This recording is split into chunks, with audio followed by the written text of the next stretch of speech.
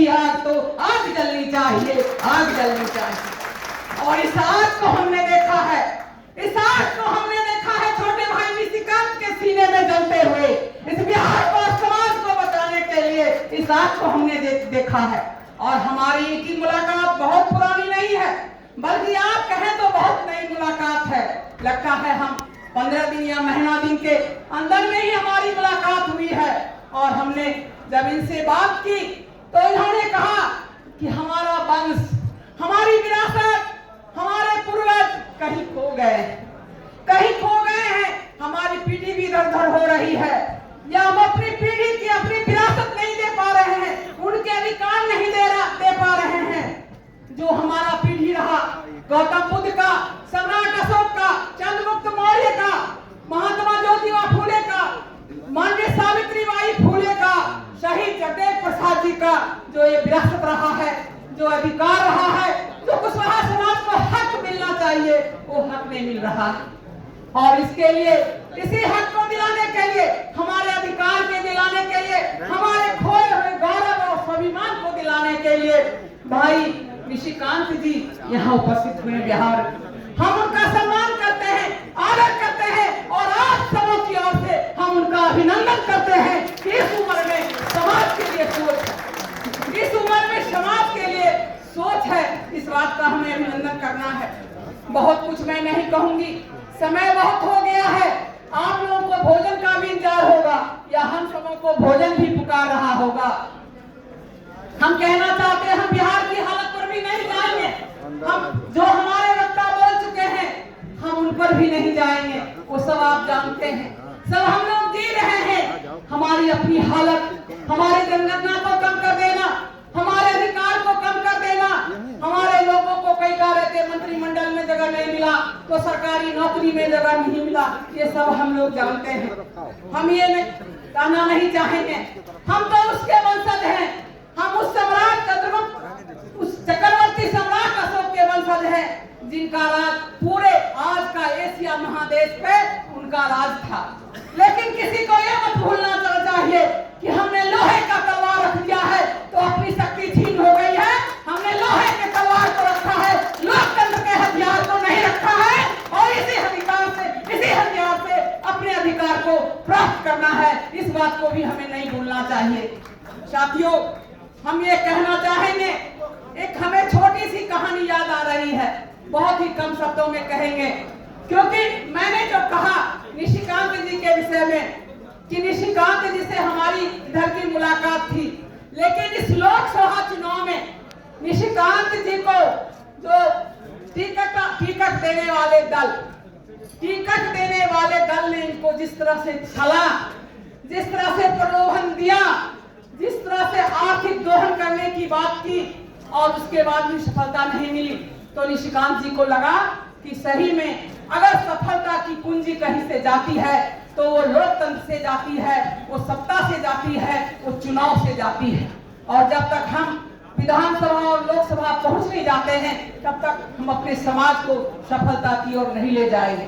और शायद यही रिएक्शन नीतीश जी को, निशिकांत भाई को लगा कि हम बिहार में कुछ करें, अपने समाज को बुलावें, राय विचार करें, आगे क्या करने वाले हैं वो खुद बताएंगे। लेकिन मुझे इनकी बातों से यही लगा। एक छोटी सी कहानी याद आई कि राजा रामचंद्र जब गए हुए थे, वनवास में थे, भाई भरत मिलने आने वाले थे, उन्हें मालूम हो गया था, और जब वो घूमते घूमते जा रहे थे, जंगल को पार कर रहे थे, तो पृथ्वी माता मिली। पृथ्वी माँ ने कहा कि भाई रामचंद्र जी आप आए हैं, बताइए मैं आपके स्वागत के लिए क्या करूं। तो रामचंद्र जी ने कहा, हे माँ पृथ्वी, अगर आप कुछ करना ही चाहती हो तो हमारा छोटा भाई भरत आने वाला है, उसके पैर में एक कांटे ना चुभे, इस कांटे को तुम साफ कर दो, माँ हमारे लिए तुम यही कर सकती हो, और यही कर दो। पृथ्वी माँ ने कहा, जरा गौर से सुनिएगा, पृथ्वी माँ ने कहा कि ये भगवान रामचंद्र, क्या आपसे भी कोमल पांव आपके भाई भरत को है? आपने इस कांटे को सह लिया, आपने इस कांटे को सह लिया, तो क्या आपका भाई भरत इस कांटे को नहीं सह सकता है? इस कांटे की चुभन को नहीं सह सकता क्या जवाब देते हैं। रामचंद्र ने कहा कि मेरा भाई बहुत ही मजबूत हृदय का है, मेरा भाई रास्ते के इस कांटे की चुभन को सह सकता है, लेकिन दिक्कत यह है कि अगर मेरे भाई को कांटा गरा तो ये सोच करके उसका हृदय विदीर्ण हो जाएगा, ये सोच करके वो दुखी हो जाएगा कि मेरे भाई को राम को ये कांटा गर गया, मेरे भाई राम को ये कांटा गरा होगा और इस पीड़ा का अनुभव करके वो भरत बहुत दुखी होगा। इसीलिए राजा राम ने कहा कि हे पृथ्वी मां, इस कांटे को साफ कर दे। तो बिहार का रहने वाला, बिहार का बेटा निशिकांत जी को ये बात लगी कि भाई हम सारे लोग प्रयास कर रहे हैं, करना चाहिए, अच्छी बात है, ये सिलसिला रुकनी भी नहीं चाहिए, ये सिलसिला पीढ़ी दर पीढ़ी चलनी चाहिए।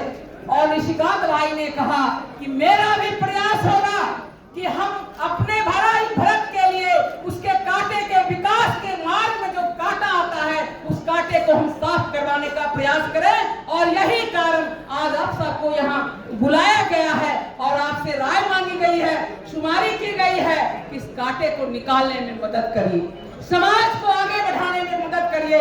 इसी के लिए उस वहां छोड़ करके एक साथी ने कहा कि निशिकांत भाई जो एमपी एमएलए बनेंगे उससे कम सुख सुविधा में नहीं रहते हैं, लेकिन उस सुख सुविधा को छोड़ करके जैसे महात्मा बुद्ध ने शांति के लिए अपने स्त्री और छोटे बच्चे को छोड़ करके जंगल चले गए थे, उसी तरह भाई निशिकांत अपने परिवार और अपने बिजनेस को छोड़ करके इस बिहार में आए हुए हैं। इस बिहार वासियों को काम करना, इस बिहार वासियों के लिए कुछ करना है। इसीलिए अंत में मैं बहुत नहीं कहते हुए ये कह के अपनी बात समाप्त करूंगी कि मार्टिन लूथर किंग ने कहा था, मार्टिन लूथर किंग ने कहा था कि तुम उड़ो, अगर उड़ नहीं सकते हो तो दौड़ो, अगर दौड़ नहीं सकते हो तो चलो, और अगर चल नहीं सकते हो तो रेंग कर चलो, रेंग कर भी चलना पड़े तो चलो, लेकिन रुको नहीं, चलते रहो और चलते चलते हमारी मंजिल आएगी, हमारी मंजिल आएगी। और जिस दिन हमारी मंजिल आएगा हमारे समाज का विकास होगा, हमारे बेटा को छात्रावास के लिए नहीं करना पड़ेगा। बहुत पीड़ा हो रही थी जब मैं सुन रही थी कि छात्रावास नहीं है, किसी को इलाज के लिए पैसे नहीं है, बेटी की शादी के लिए पैसे नहीं है। अगर हम आर्थिक रूप से मजबूत होगा तो मजाल नहीं है कोई छाया हमें छूने की कोशिश भी करेगी। इसलिए हमारी जो आबादी है, इसलिए जो हमारी आबादी है उस आबादी के हिसाब से हमें मंजिल मिलेगा। इसीलिए आइए सब भाई और बहनों मिलकर के, जब एक छोटे भाई ने हिम्मत दिखाया है, साहस दिखाया है, तो हम लोग भी उनको अपना समय देंगे और बिहार को आगे बढ़ाने का काम करेंगे। न थक के बैठ, तेरी उड़ान बाकी है, जमी बाकी है, आसमान बाकी है, आसमान बाकी है। बहुत बहुत धन्यवाद।